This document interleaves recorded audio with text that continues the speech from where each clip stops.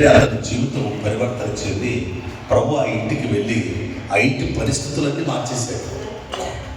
ఎంతోమంది అమ్మడిస్తున్నారు ఆ రోజుల్లో, మామూలుగా కాదు. ఎరుకో ప్రాంతంలో కూడా యేసుప్రభువుని పిలిచిన వాళ్ళు ఉన్నారు, లేకపోతే వెళ్ళే కదా. పిలిచిన వారికంటే ఆయన ఎవరో తెలుసుకోవాలన్న వారంటే ఆయనకి ఇష్టం.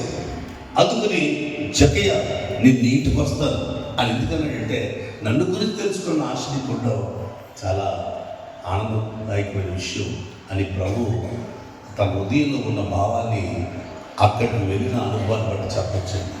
ఎందుకు ఈ మాట చెప్తున్నట్టే, ఈ క్రిస్మస్ దినాల్లో క్రిస్మస్ చేసే విధానం భయంకరమైన పరిస్థితులకు వెళ్ళిపోతూ ఉన్నాయి. బయట పొగలు పెట్టి, డ్రామాలు వేసి, రకరకాల డ్యాన్సులు కట్టి, ఎదుగొచ్చిన ఆడపిల్లలు డ్యాన్సులు కడుతుంటే తల్లిదండ్రులు కేరింతలు కొడుతుంటే దైవజనులు తల్లిదండ్రులు చూడలేక అలాంటి పరిస్థితులు కూడా నేను దేశ పరిస్థితుల్లో చూశాను.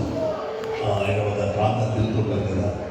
ఇది కాదు క్రిస్మస్ అని నాకు అనిపిస్తుంది. క్రిస్మస్ అనేది వాక్యం ఉన్న స్థలం. హల్లెలూయా. ఒక సంగతి మీకు జ్ఞాపకం చేస్తున్నానండి. ఏంటంటే, యేసు ప్రభువు వారు ఒక రోజు ఇలా